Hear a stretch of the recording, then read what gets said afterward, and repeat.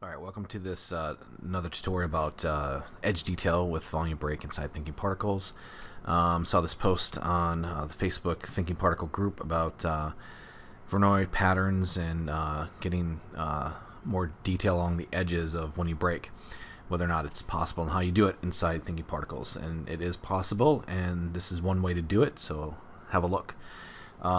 This is a very basic setup. We're not talking about dynamics. We're talking about just getting edge detail on your Voronoi pattern that you break. This is not even using clusters. This is just to explain the setup and the theory. So I'm ingesting a box inside Thinking Particles here, and first thing I'm going to do is take a look at the tree that I have set up here under the master system. So it's called edge detail, and underneath that I have edge points. And then I have a subtree called sim, so if you wanted to do dynamics, everything would live inside the sim hierarchy here. We have ingest, and gravity we have frags, and then e-frags for edge frags. Okay, so that's basically our system. So object to particle comes in as a box, and one thing to note here, let me unhide this object and turn off Thinking Particles. First thing I do to this box that I bring in, let's call this main chunk. The first thing I'm going to do is I'm going to apply a material modifier to it. And this material modifier is going to assign material ID 1 to the entire object, right? So that way every single face on here starts with an ID of 1, which is very important because when you're doing volume breaking, all the new edges inside volume break by default are set to ID 2. Okay, we want to capitalize on that. So once I have that, I'm going to collapse everything down to a edible poly. Okay, so we'll hide that now. Turn on Thinking Particles. Okay, so that's the first thing. Now that we have that, the next thing is just I'm going to turn on my main break here and scrub forward and back. That's just my basic volume break, right?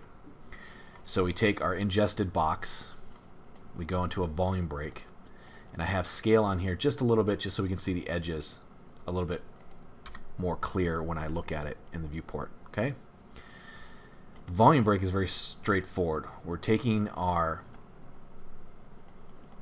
ingested box, send it to a volume break, setting it to frags at 100%. That means every one of these frags is active, right? So it's active to go into gravity or whatever you wanted to do. It's ready to go.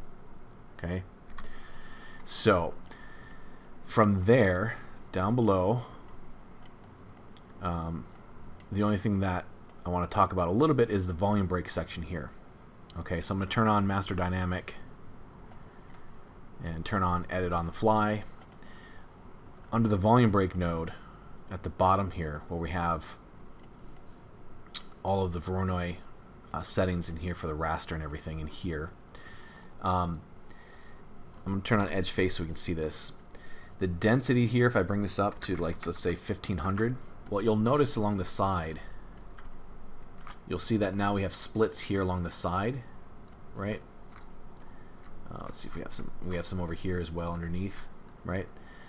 If I crank this up to 2500, we're going to get more of that. Okay, so your density is really, think about the depth of your object and whether or not you want to have a lot of detail inside the depth of your object here, right? So if I set this to, let's say, 6400, we're getting a lot more density packed inside the volume of this object, right? Okay, now what I need to do is reduce the raster size, and I'll get a lot more density inside here, right? So that's what that density parameter is actually doing. Okay, now what I don't want to do is for my first break to have it super dense like this. So I'm going to go back here to 500, and I'm going to raise my raster up as well. So I just want basic something like this. So I don't want a lot of packed detail inside that volume. Just want some basic breaks like this. Okay, so that's my first level. All right, again, this is not doing clustering. Now if I was to do clustering, I would come in here and I would show them and turn them on, and then that way I would set my size here to something that would give me clusters, right?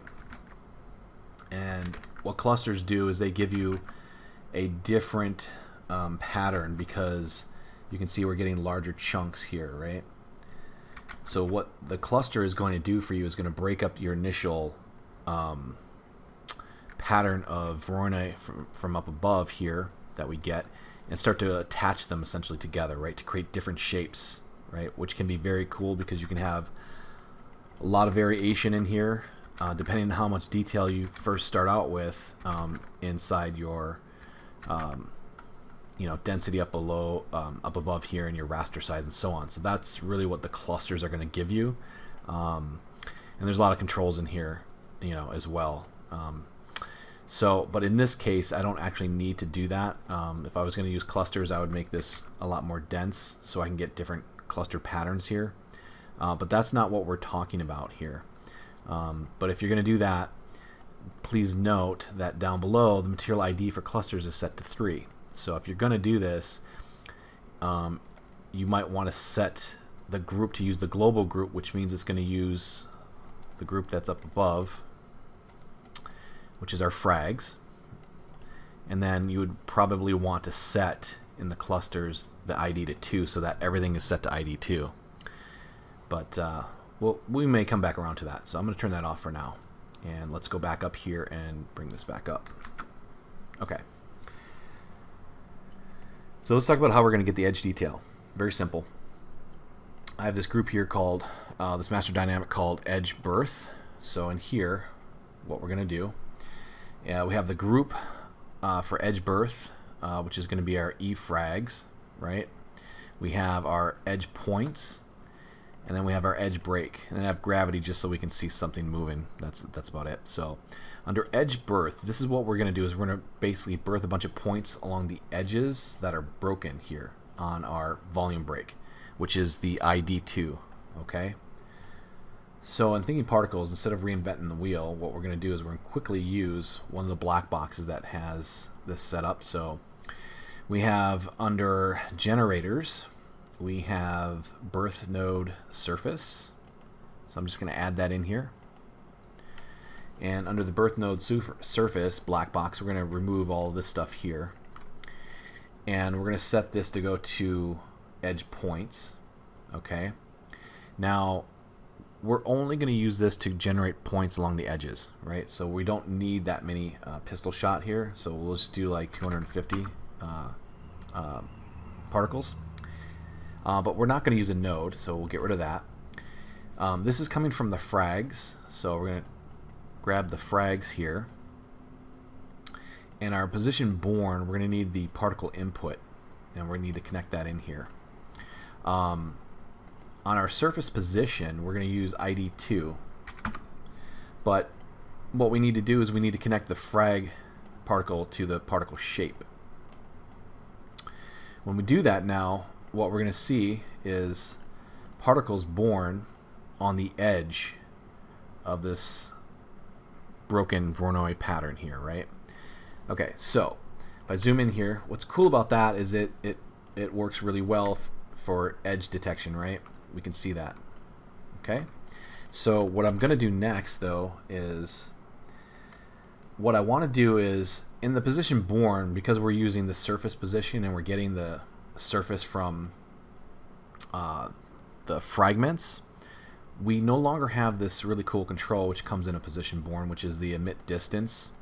This no longer works because our particle position is coming from where they are on that surface. But we can mimic that because that's what we want. We want to spread out the particles a little bit so that there's like some depth to them.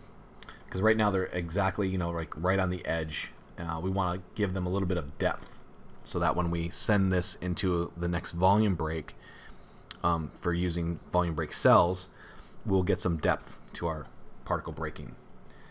All right. So in order to get basically what this emit distance does, which is takes the X, Y, and Z and spreads them out, we're going to do that by a simple method of just interfering in between this position and this particle data position. So we just need to basically disconnect that, and we're going to put in a 0.3 because a 0.3 allows us to take this vector in and out.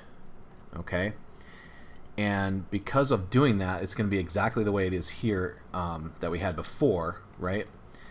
But this exposes a new input for X, Y, and Z that we can control with something.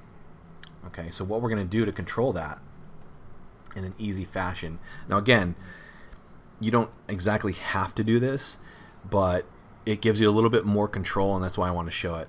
So what I'm going to do is I'm going to use a random, and in random I'm going to expose the input on value 1 and value 2, and I'll explain why I'm doing that. Is because the value 1 and value 2 between x, y, and z I want to be the exact same, but each random operator is going to have its own random seed, so they will be different.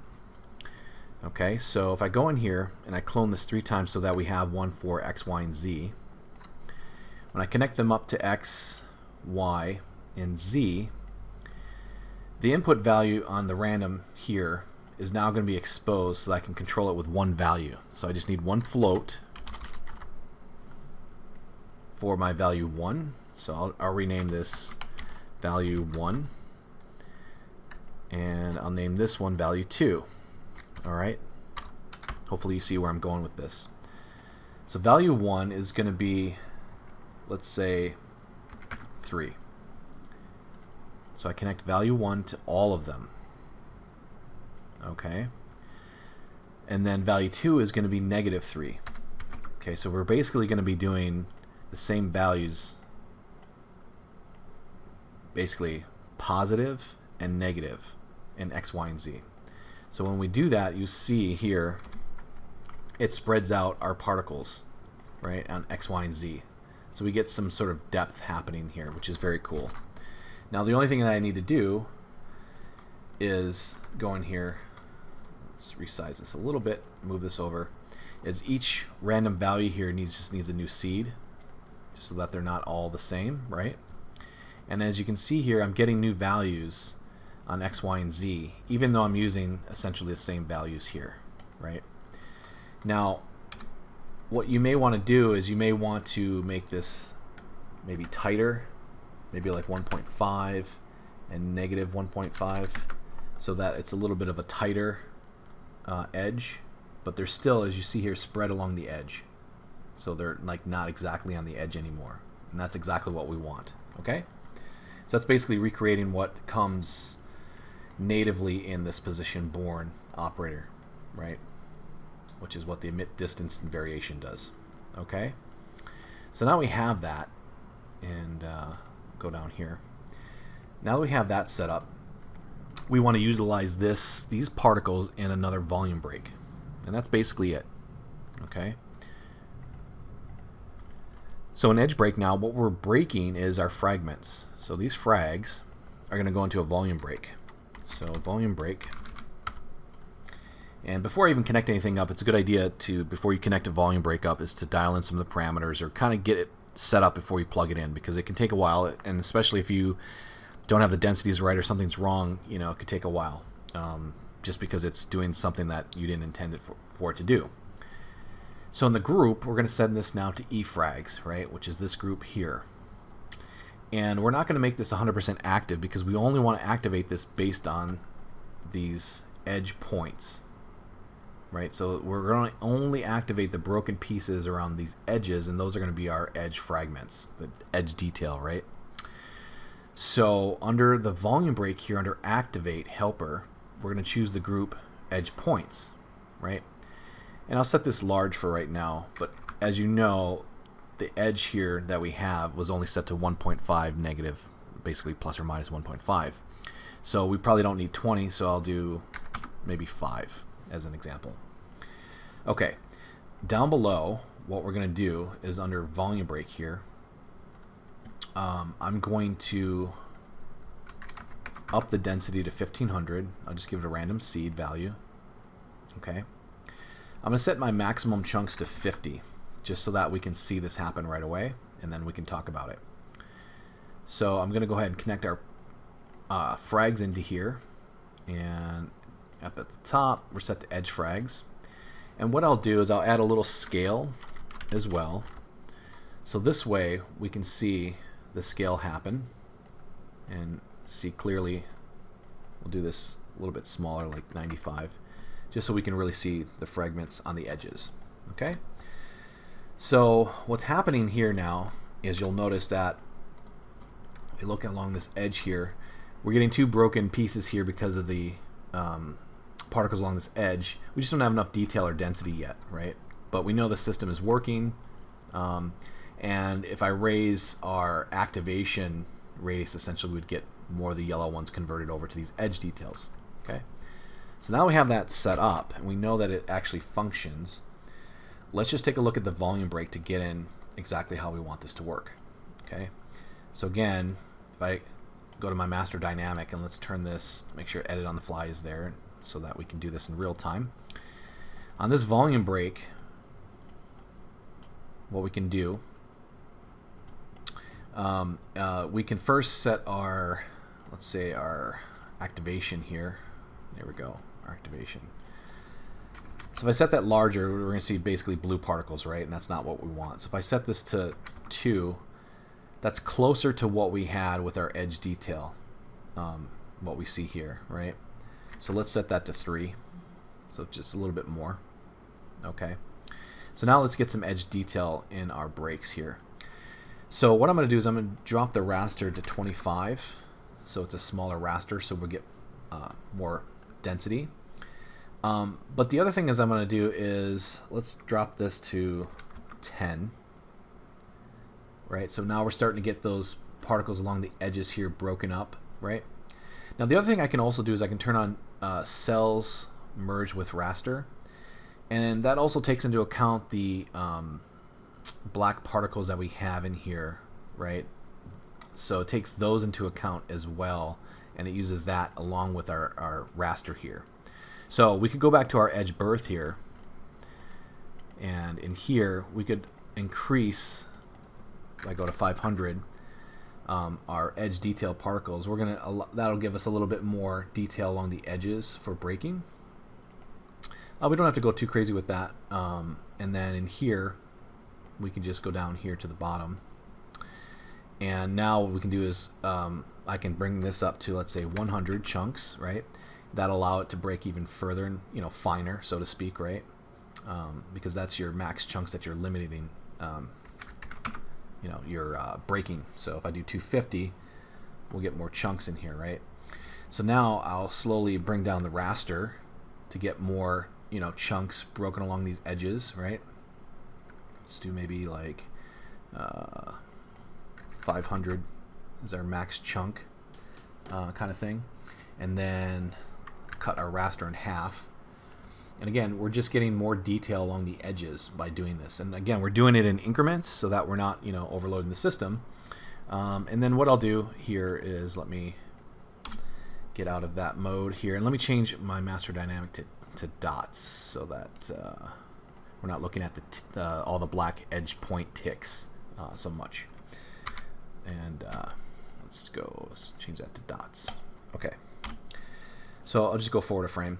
So you can see here now all along the edges, and I'll turn on gravity because gravity just basically moves the particles away and separates them so we can see what's happening. So if I play forward just a few frames, you can start to see everything separate, right?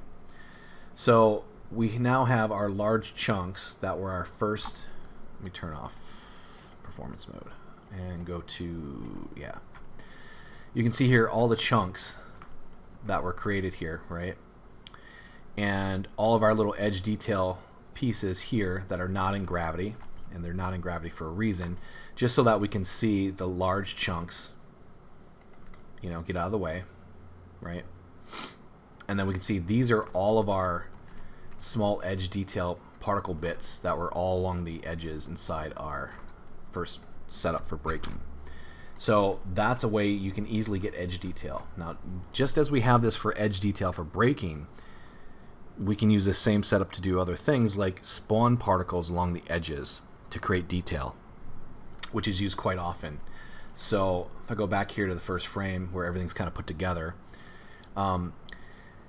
instead of doing this volume break here, if I turn this off, right, we could spawn debris right here at the cracks.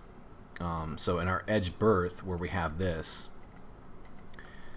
what I'll do is I'll just put in a standard shape so we can see that. So I put in a standard shape of, let's say, a box. You know, that gives us little particle details along the edges here. Let's say we make the size of them larger, something like that, so we can see them. And let's make them cubes. So that's another way that you can get edge detail, by using little fragmented shapes, so to speak, right? I'll make the size smaller so it makes more sense. Don't need mass randomized or anything like that, so something like that. 1.5. So now what that gives us, if we play this down, we'll get a little bit of separation. You can see now we're getting edge, also debris, right at the edges where the broken bits were.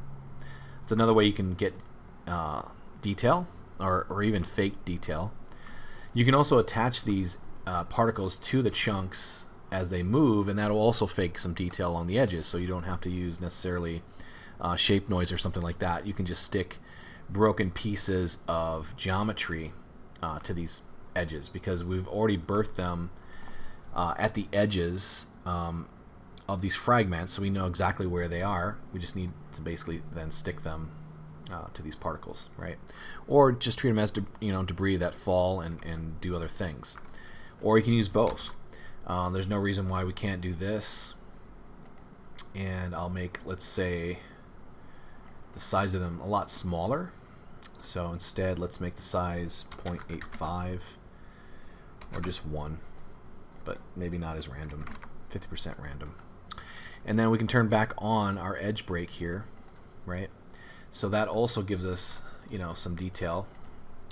So if we look at it now, we're getting broken edge detail along with a bunch of random debris bits, and that would give us really some good edge detail for our simulations. So hopefully you find this setup useful, and it makes sense. In the same way that we're doing this, you could start out with your first break being cluster based, right?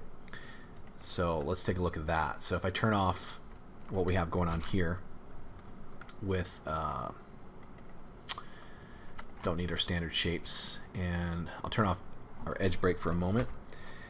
And what I'm going to do is I'm going to do clusters, so you can see that action as well. So our main break, we're going to turn on clusters. So we're going to say show and turn on. And what I'll do is I'll make the raster smaller, so we can get some different patterns of clusters here, right? So now you'll notice what we have here is our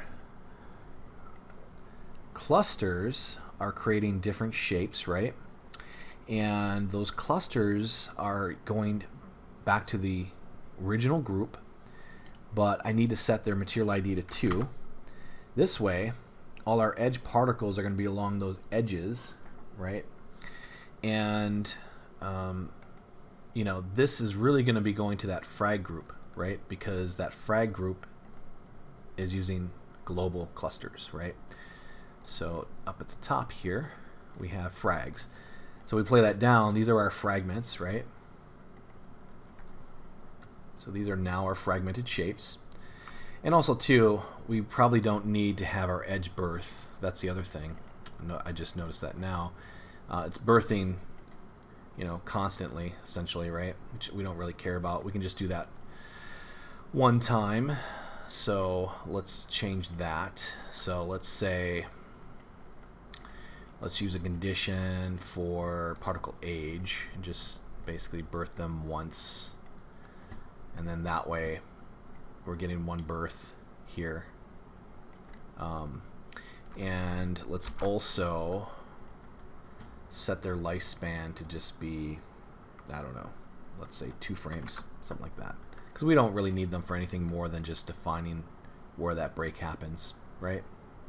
Okay, so now what we want to do, now that we have that, you can see here we're going to need probably a little bit more. And maybe make this a little bit less. Let's do value of 1 and -1 for, and let's give it a little bit more density. Let's say 800 particles. And then what we'll do is we also need to go up here to the top because it looks like some of these are coming inside of our fragments, which is not what we want. So in volume break, let's go down to our clusters and let me turn on merge fragments. So that way these are treated as, you know, one object essentially. So now we have those edges following our clusters. So it's the same principle, right? And we know it's working on ID2 because we set that to ID2 because, again, keep in mind clusters are set to ID3. So it depends on what you're doing. If I go back here and turn on the edge break now, it's going to break along those edges, right? And we get the detail right along this edge cluster, right? And what I can do at the same time is I can also go in here and probably, for our edge break, is our distance for, yeah, our edge points. Let's make that 5. So we get a little bit more breaking along those edges like this, right? So we get those broken edges, right? So we can see that here. And then if I go to the first frame, it looks like we're getting some, I'll turn off the grid here so we can see this. Looks like we're getting some weird action happening here, probably to some scales. Let's see. Let's turn off our scale. In our main break, let's disable that. There we go.